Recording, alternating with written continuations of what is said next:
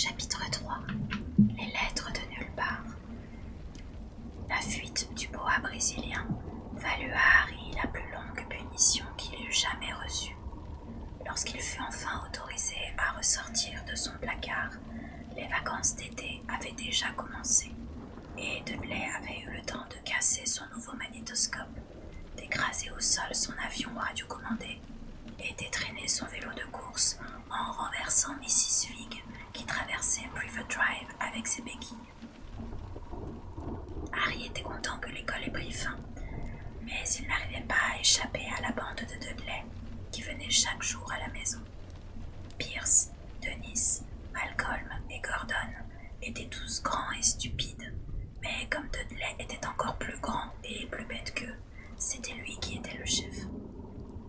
Et les autres étaient ravis de pouvoir pratiquer le sport préféré de Dudley, la chasse au Harry. C'est pourquoi Harry passait le plus de temps possible hors de la maison, à se promener dans les environs, en pensant à la fin des vacances qui représentait pour lui une minuscule lueur d'espoir. Car en septembre, il entrait au collège et pour la première fois de sa vie, il ne serait pas dans la même école que Dudley. Dudley irait à Smelting, un collège privé où l'oncle Vernon avait fait ses études. Pierce Polkiss y était inscrit lui aussi. Harry, pour sa part, devrait se contenter du collège du quartier, Stonewall Heights. Dudley en était ravi. « Là où tu vas, mets la tête de nouveau dans le trou des toilettes, dit-il à Harry. Si tu veux t'entraîner, monte avec moi dans la salle de bain. Non merci, répondit Harry. Ces pauvres toilettes n'ont jamais vu quelque chose d'aussi atroce que ta tête. Ça les rendrait malades. Et il prit aussitôt la fuite avant que Dudley ait compris ce qu'il avait dit. Un jour de juillet, la tante Pétunia emmena Dudley à Londres pour lui acheter l'uniforme de sa nouvelle école. Elle déposa Harry chez Mrs. Figg, qui fut moins pénible qu'à l'ordinaire, car elle s'était cassé la jambe en trébuchant sur un de ses chats, ce qui avait quelque peu refroidi la passion qu'elle leur portait habituellement. Harry fut même autorisé à regarder la télévision en mangeant un gâteau au chocolat qui avait dû séjourner quelques années au fond d'un placard. Le soir, Dudley parada dans le salon pour montrer à toute la famille ses habits flambant neufs, un frac marron à queue de pie, un pantalon de golf et un canotier. Les élèves de Smelting avaient également une canne dont ils se servaient pour se taper dessus quand les professeurs ne les voyaient pas. C'était, paraît-il, une façon de se forger le caractère. En contemplant son fils ainsi accoutré, l'oncle Vernon déclara que c'était le plus beau jour de sa vie, et la tante Pétunia éclata en sanglots en disant qu'elle n'arrivait pas à croire que ce garçon si grand, si élégant, était son petit Dudley Nouchet adoré. Harry préféra ne rien dire. Il avait l'impression de s'être déjà fait les deux côtes à force de réprimer son fou rire. Le lendemain matin, au petit déjeuner, une odeur pestilentielle se dégageait d'une grande bassine posée dans l'évier de la cuisine. Harry s'approcha et vit de vieilles guenilles qui flottaient dans une eau grisâtre. « Qu'est-ce que c'est » demanda-t-il à la tante Pétunia. Elle pinça les lèvres, choquée qu'il ait l'audace de poser la question. « C'est ton nouvel uniforme, dit-elle. »« Ah bon ?» s'étonna Harry en regardant à nouveau la bassine. « Je ne savais pas qu'il fallait le faire tremper dans l'eau. »« Ne fais pas l'idiot, » répondit sèchement la tante Pétunia, jetant en gris de vieilles affaires de Dudley. « Ça te suffira bien comme uniforme.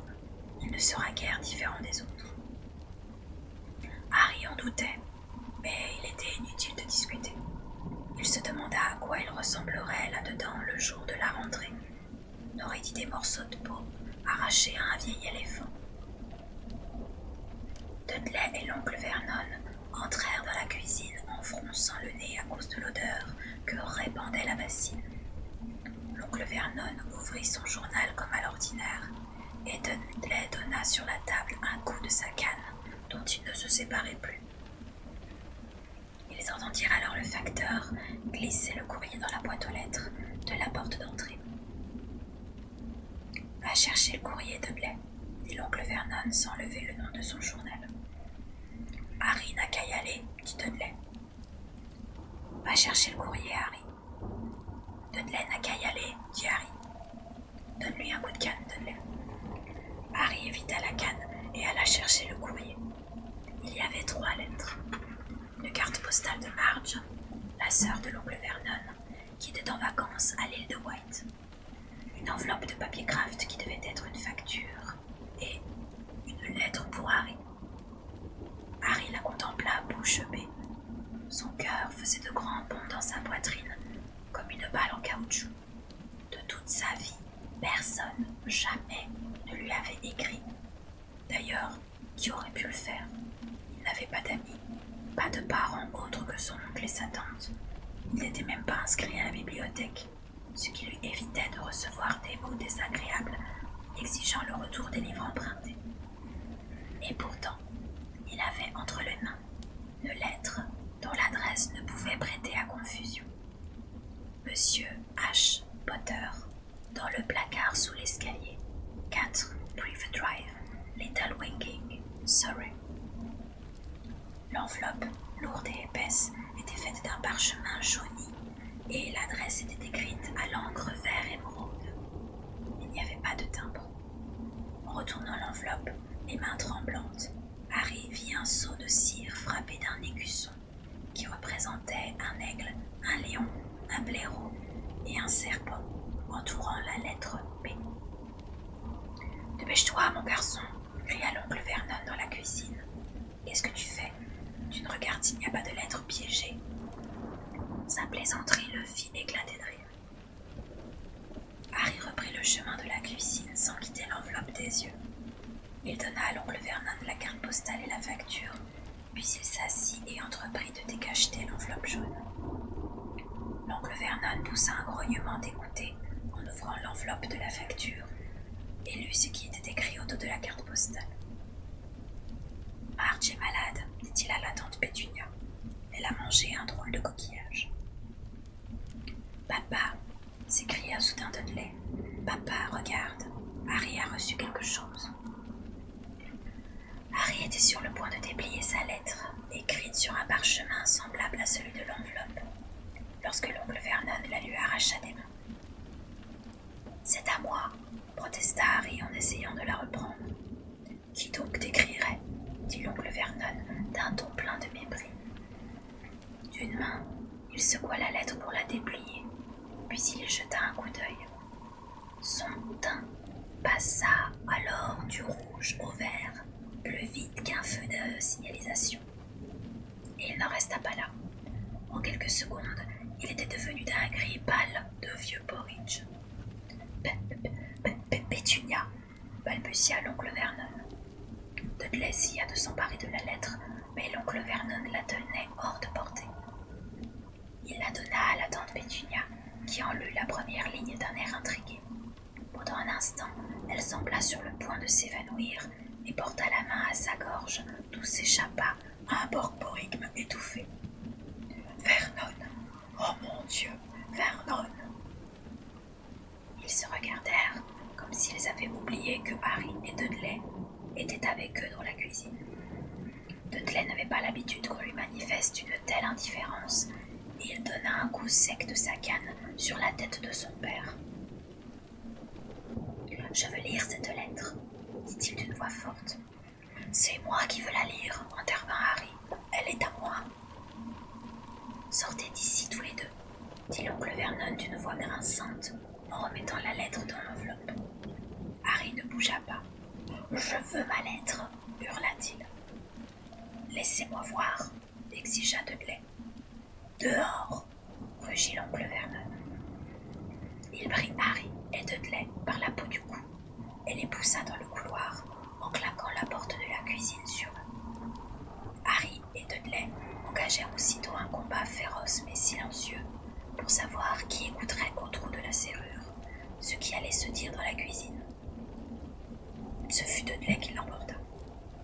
Harry, les lunettes en bataille, s'allongea alors à plat ventre pour sol. Vernon, dit la tante Pétunia d'une voix tremblante, regarde l'adresse.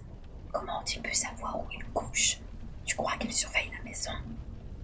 Ils nous surveillent, ils nous espionnent, peut-être même qu'ils nous suivent, marmonna furieusement l'oncle Vernon. Qu'allons-nous faire, Vernon? Est-ce qu'il faut leur répondre, leur dire que nous ne voulons pas? Harry apercevait les chaussures noires bien cirées de l'oncle Vernon qui faisait les 100 pas dans la cuisine. Non, dit-il enfin, on ne va pas y faire attention. S'ils ne reçoivent pas de réponse, oui, c'est ce qu'il y a de mieux. Nous n'allons rien faire du tout. Mais je ne veux pas de ça dans la maison, Pétunia. Souviens-toi, quand nous l'avons pris avec nous, nous sommes jurés de refuser toutes ces idioties. C'est beaucoup trop dangereux. Le soir, en revenant du travail, l'oncle Vernon fit quelque chose qu'il n'avait encore jamais fait. Il alla voir Harry dans son placard. « Où est ma lettre ?» demanda Harry au moment même où l'oncle Vernon se faufilait dans le placard. « Qui est-ce qui m'a écrit ?»« Personne. La lettre t'a été adressée par erreur, » répondit l'oncle Vernon. « Je l'ai brûlée. »« Ce n'était pas une erreur, » protesta Harry avec colère. Il y avait l'adresse de mon placard sur l'enveloppe. « Silence !» cria l'oncle Vernon. 2 araignées tombèrent du plafond. Il respira profondément à plusieurs reprises, puis il se força à sourire, d'un sourire qui avait l'air singulièrement douloureux. « Justement, Harry, au sujet de ce placard, ta tante et moi, nous avons réfléchi. Tu commences à devenir un peu trop grand pour rester ici. Nous avons pensé qu'il serait peut-être préférable que tu déménages dans la 2e chambre de Dudley. »« Pourquoi ?» demanda Harry. « Ne pose pas de questions, » répliqua sèchement son oncle. « Prends tes affaires et monte là-haut. » Il y avait 4 chambres dans la maison des Dursley. Une pour l'oncle Vernon et la tante Pétunia, une chambre d'amis qui servait généralement à Marge, la sœur de Vernon, une où Dudley dormait et une autre où Dudley mettait ses jouets et tout ce qui n'entrait pas dans la première. Un seul voyage suffit à Harry pour transporter toutes ses affaires dans la chambre. Il s'assit sur le lit et regarda autour de lui. Presque tous les objets qu'il voyait étaient cassés. Le caméscope était posé sur un petit char d'assaut qui fonctionnait toujours, avec lequel Dudley avait écrasé le chien du voisin. Dans un coin, il y avait la première télévision de Dudley, qu'il avait éventrée d'un coup de pied, un jour où son émission préférée avait été annulée. Il y avait aussi une grande cage, dans laquelle avait vécu autrefois un perroquet que Dudley avait échangé à l'école contre une carabine à air comprimé. La carabine posée sur une étagère était complètement tordue depuis le jour où Dudley s'était assis dessus. Les autres étagères étaient remplies de livres. C'étaient les seules choses auxquelles il semblait n'avoir jamais touché. Du rez-de-chaussée montaient les hurlements de Dudley qui s'adressait à sa mère. « Je ne veux pas de lui là-dedans, » criait-il. « J'ai besoin de cette chambre. Fais-le sortir. » Harry soupira et s'étendit sur le lit. La veille, il aurait donné n'importe quoi pour avoir cette chambre. Aujourd'hui, il aurait mieux aimé rester dans son placard avec sa lettre, plutôt que d'être ici sans avoir le droit de la lire. Pendant le petit déjeuner du lendemain, tout le monde resta silencieux. Dudley était en état de choc. Il s'était égosillé, avait frappé son père avec sa canne, s'était fait vomir exprès, avait donné des coups de pied à sa mère et jeté sa tortue à travers le toit de la serre, sans parvenir à récupérer sa chambre. Harry repensait à ce qui s'était passé la veille à la même heure, et il regrettait amèrement de n'avoir pas ouvert sa lettre pendant qu'il était encore dans le hall d'entrée. L'oncle Vernon et la tante Pétunia échangeaient de sombres regards. Lorsque le courrier arriva, l'oncle Vernon, qui s'était efforcé de se montrer aimable avec Harry, envoya Dudley le chercher. Ils l'entendirent donner des coups de canne un peu partout sur son chemin, puis il se mit à hurler. Il y en a une autre, Monsieur Ashpotter, dans la plus petite chambre du 4 Privet Drive. L'oncle Vernon poussa un cri étranglé et se précipita dans le hall d'entrée, Harry sur ses talons. L'oncle Vernon dut se battre avec Dudley et le faire tomber par terre pour essayer de lui arracher la lettre, ce qui était d'autant plus difficile que Harry avait attrapé l'oncle Vernon par derrière en lui serrant le cou. Après quelques instants d'un furieux combat au cours duquel chacun prit de nombreux coups de canne, l'oncle Vernon se releva, le souffle court, la main crispée sur la lettre destinée à Harry. « Va dans ton placard, je veux dire, dans ta chambre, » dit-il à Harry d'une voix rauque. « Et toi, Dudley, va-t'en, file. » Inlassablement, Harry faisait les 100 pas autour de sa chambre. Quelqu'un savait qu'il avait déménagé de son placard et semblait également savoir qu'il n'avait pas reçu la première lettre. Cela signifiait sûrement qu'il essayerait encore, et cette fois, il s'arrangerait pour que la lettre lui parvienne. Il avait un plan. Le lendemain matin, le vieux réveil rafistolé sonna à 6 heures. Harry arrêta aussitôt la sonnerie et s'habilla en silence pour ne pas réveiller les Dursley. Puis il descendit l'escalier sans faire le moindre bruit et sans allumer les lumières. Il allait attendre que le facteur arrive au coin de Privet Drive et lui demandait de lui donner les lettres du numéro 4 en premier. Le cœur battant, il traversa le hall d'entrée en direction de la porte. Harry fit un bond. Il venait de marcher sur une grosse chose molle étalée devant la porte, une chose vivante. Des lumières s'allumèrent au premier étage et il se rendit compte avec horreur que la grosse chose molle était en réalité la tête de son oncle. L'oncle Vernon avait passé la nuit devant la porte dans un sac de couchage pour empêcher Harry de réussir ce qu'il avait tenté de faire. Après l'avoir traité de tous les noms pendant près d'une demi-heure, l'oncle Vernon ordonna à Harry d'aller lui préparer une tasse de thé. Découragé, Harry s'en alla dans la cuisine en traînant des pieds, et lorsqu'il revint, le courrier était déjà entre les mains de son oncle. Il aperçut 3 lettres à l'encre verte qui lui étaient adressées. « Je veux, mais... » commença-t-il, et l'oncle Vernon était déjà en train de déchirer les lettres sous ses yeux. Ce jour-là, l'oncle Vernon n'alla pas travailler. Il resta à la maison et cloua une planche devant la boîte aux lettres.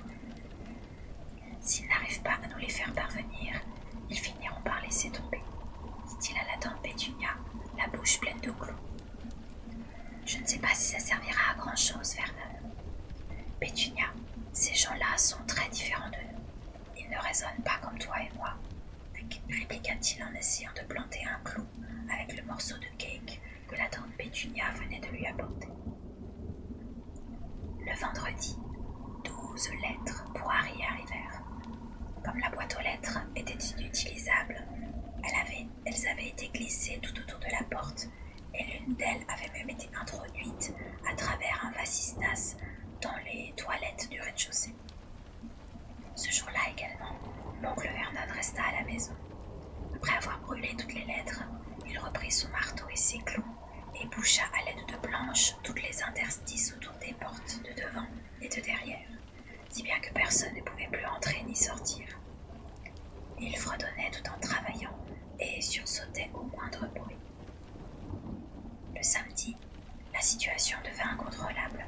24 lettres destinées à Harry furent introduites à l'intérieur de la maison. Elles avaient été roulées et dissimulées à l'intérieur de 12 douzaines d'œufs que le livreur, passablement déconcerté, lui avait passés par la fenêtre du salon. Pendant que l'oncle Vernon donnait des coups de téléphone furieux au bureau de poste et au grenier pour essayer de trouver un responsable auprès de qui protester, la tante Pétunia réduisit les lettres en bouillie dans son mixeur. « Mais qui peut bien avoir envie de t'écrire à ce point ?» demanda Dudley, abasourdi. Le dimanche matin, l'oncle Vernon avait l'air fatigué et malade lorsqu'il s'assit à la table du petit déjeuner, mais il paraissait heureux malgré tout. « La poste ne fonctionne pas le dimanche, » dit-il d'un ton joyeux en étalant consciencieusement de la marmelade sur son journal. « Aujourd'hui, pas de ces fichues lettres. Au même moment, quelque chose tomba dans le conduit de la cheminée avec un sifflement sonore et il sentit un coup derrière la tête. Un paquet venait d'exploser dans le foyer de la cheminée en projetant des quarantaines de lettres qui volaient dans la cuisine comme des boulets de canon. Les Dursley se baissèrent pour éviter les projectiles, tandis que Harry essayait d'en attraper une au vol. Dehors! Dehors! L'oncle Vernon saisit Harry par la taille et le projeta dans le hall d'entrée. Puis, dès que Dudley et la tante Pétunia eurent pris la fuite en se protégeant le visage de leurs bras, il claqua la porte de la cuisine. Derrière le panneau, on entendait les lettres qui continuaient de voler, en rebondissant contre les murs et le carrelage. « Cette fois-ci, ça suffit », déclara l'oncle Vernon, qui s'efforçait de parler d'une voix calme, tout en arrachant des touffes de poils de sa moustache. « Je veux tout le monde prêt à partir dans 5 minutes. On s'en va. Emportez simplement quelques vêtements et pas de discussion. » Il paraissait tellement menaçant avec sa moustache dégarnie que personne n'osa plus faire un geste. 10 minutes plus tard, après avoir arraché les planches qui condamnaient la porte, ils montèrent dans la voiture qui fonça vers l'autoroute. Dudley pleurnichait à l'arrière à cause du coup que son père lui avait donné sur la tête pour les avoir retardés, en voulant à tout prix emporter sa télévision, son magnétoscope et son ordinateur dans son sac de sport. Ils roulèrent, roulèrent, roulèrent. La tante Pétunia elle-même n'osait pas demander à son mari où il comptait les emmener. De temps à autre, l'oncle Vernon faisait demi-tour et repartait dans la direction opposée. « On va les semer, marmonna-t-il. Ils roulèrent ainsi toute la journée, sans prendre le temps de s'arrêter, pour boire ou manger quelque chose. À la tombée de la nuit, Dudley poussa de longs hurlements. Il avait faim, il avait raté 5 émissions de télé qu'il tenait absolument à voir, et il n'avait jamais passé autant de temps sans pulvériser un extraterrestre sur son ordinateur. L'oncle Vernon arrêta enfin la voiture devant un hôtel sinistre, dans la banlieue d'une grande ville. Dudley et Harry partagèrent une chambre avec des lits jumeaux, des draps humides qui sentaient le moisi. Dudley passa la nuit à ronfler, tandis que Harry, assis sur le rebord de la fenêtre, regardait les phares des voitures qui passaient dans la rue. Il se posait des questions. Au matin, on leur servit des cornflakes rassis et des toasts recouverts de tomates froides en boîte. La patronne de l'hôtel s'approcha alors de leur table. « Pardon, est-ce qu'il y aurait un monsieur Potter parmi vous? Parce que j'ai une centaine de lettres comme ça à la réception. » Elle tenait à la main une enveloppe sur laquelle on pouvait lire cette adresse écrite à l'encre verte. « Monsieur H. Potter, chambre 17, hôtel du Rail, Carbone-les-Mines. » Harry essaya de s'emparer de la lettre, mais l'oncle Vernon l'en empêcha d'un geste de la main. La patronne les regardait d'un air ahuri. « Je m'en occupe, » dit l'oncle Vernon en se levant immédiatement et en suivant l'hôtelière hors de la salle à manger. « Et si nous rentrions à la maison ?» suggéra timidement la tante Pétunia quelques heures plus tard. Mais l'oncle Vernon ne semblait pas l'avoir entendu. Personne ne comprenait ce qu'il cherchait. Il les conduisit au milieu d'une forêt, sortit de la voiture, inspecta les alentours, hocha la tête, puis remonta dans la voiture et ils repartirent. Il recommença ensuite le même manège au beau milieu d'un champ labouré, à mi-chemin sur un pont suspendu, puis au sommet d'un parking à étages. Vers la fin de l'après-midi, l'oncle Vernon s'arrêta dans un village du bord de mer, enferma tout le monde dans la voiture et s'en alla. « Papa est devenu fou ?» demanda Dudley d'un ton morne à la tante Pétunia. La pluie commença à tomber. De grosses gouttes martelaient le toit de la voiture. Dudley pleurnichait bruyamment. « C'est lundi, dit-il à sa mère, le jour de mon émission préférée. Je veux qu'on aille quelque part où il y aura une télévision. » Lundi. Vous pouvez faire confiance à Dudley. Il ne se trompait jamais dans les dates à cause des programmes de télévision. Harry se souvint tout à coup que le mardi suivant, c'est-à-dire le lendemain, serait le jour de son 11e anniversaire. Oh, bien sûr, ces anniversaires n'avaient rien de bien réjouissant. L'année précédente, les Dursley lui avaient offert un cintre et une paire de vieilles chaussettes qui avaient appartenu à l'oncle Vernon. Mais quand même, on n'avait pas 11 ans tous les jours. Oncle Vernon revint en portant sous le bras un paquet long et fin. Il souriait, mais refusa de répondre à la tante Pétunia lorsqu'elle lui demanda ce qu'il avait acheté. « J'ai trouvé l'endroit idéal, dit-il. Allez, venez, tout le monde dehors. » Dehors, il faisait très froid. L'oncle Vernon montra du doigt un gros rocher qui émergeait à bonne distance de la côte. Au sommet du rocher, on distinguait une cabane misérable, à moitié en ruine. Une chose était certaine, ne vous pouvez pas y avoir de télévision là-dedans. On prévoit une tempête pour cette nuit, dit l'oncle Vernon d'un ton joyeux et en frappant des mains. Mais monsieur a été assez aimable pour me prêter son bateau. Un vieil homme édenté s'approcha d'eux d'un pas raide. Avec un sourire à faire froid dans le dos, il montra d'un geste de la main une vieille barque qui se balançait à la surface de la mer d'un gris métallique. « J'ai déjà acheté des provisions, dit l'oncle Vernon. Il ne reste plus qu'à embarquer. » Il faisait un froid polaire à bord de la barque. La pluie et les embruns s'insinuaient dans leurs cous et un vent glacé leur fouettait le visage. Il sembla s'écouler des heures avant qu'ils atteignent enfin le rocher. Glissant à chaque pas sur la pierre humide, l'oncle Vernon les conduisit à la masure. L'endroit était épouvantable. Il régnait une terrible odeur d'algues. Le vent sifflait à travers les fissures des murs en planches et la cheminée humide ne comportait pas la moindre bûche. Il n'y avait que 2 pièces. Les provisions de l'oncle Vernon étaient plutôt maigres. Un paquet de chips pour chacun et 4 bananes. Il essaya de faire un feu, mais les emballages de chips vides se consumèrent en ne parvenant à produire qu'un peu de fumée. « C'est maintenant qu'on aimerait bien avoir quelques-unes de ces lettres pour faire un bon feu, » dit joyeusement l'oncle Vernon. Il était de très bonne humeur. De toute évidence, il était convaincu que personne ne parviendrait à braver la tempête pour leur apporter du courrier dans cet endroit. Harry songea qu'il avait raison, mais cette pensée ne le réjouissait guère.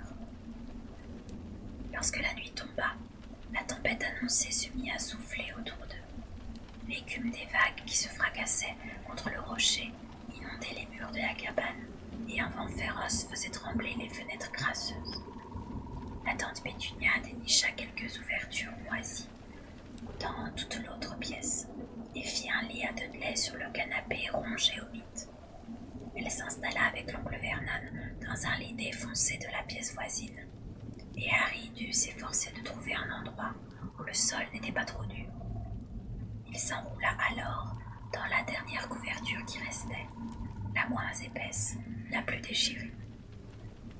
La tempête devenait de plus en plus violente à mesure que la nuit avançait. Harry, couché par terre, ne parvenait pas à s'endormir. Il frissonnait en se tournant et se retournant pour essayer de trouver une position qui ne soit pas trop inconfortable. Son ventre vide criait famine. Les profonds coups de tonnerre qui avaient commencé à retentir autour de minuit étouffaient les ronflements de Dudley, qui dormait dans le canapé. Son bras pendait par-dessus la coudoir et Harry apercevait le cadran phosphorescent de sa montre sur son poignet gras. Dans 10 minutes exactement, Harry allait avoir 11 ans. Il garda les yeux fixés sur le cadran, en se demandant si les Dursley allaient se souvenir de son anniversaire. Il se demandait également où se trouvait l'auteur des lettres en cet instant. Plus que 5 minutes. Harry entendit quelque chose grincer au dehors. Il espérait que le toit n'allait pas s'effondrer, même s'il aurait alors plus chaud. Plus que 4 minutes. À leur retour, il y aurait peut-être tellement de lettres dans la maison du Privet Drive qu'il arriverait à en attraper une. 3 minutes. Était-ce la mer qui cognait aussi violemment contre le rocher? Plus que 2 minutes. Mais ce drôle de craquement, qu'est-ce que c'était? Le rocher menaçait-il de s'effondrer? Plus qu'1 minute, et il aurait 11 ans. 30 secondes. 20. 10. 9. Et s'il réveillait Dudley rien que pour l'énerver? 3, 2, 1. Pou, pou. Toute la cabane se mit à trembler. Harry se redressa brusquement, le regard fixé sur la porte. Dehors, quelqu'un frappait contre le panneau.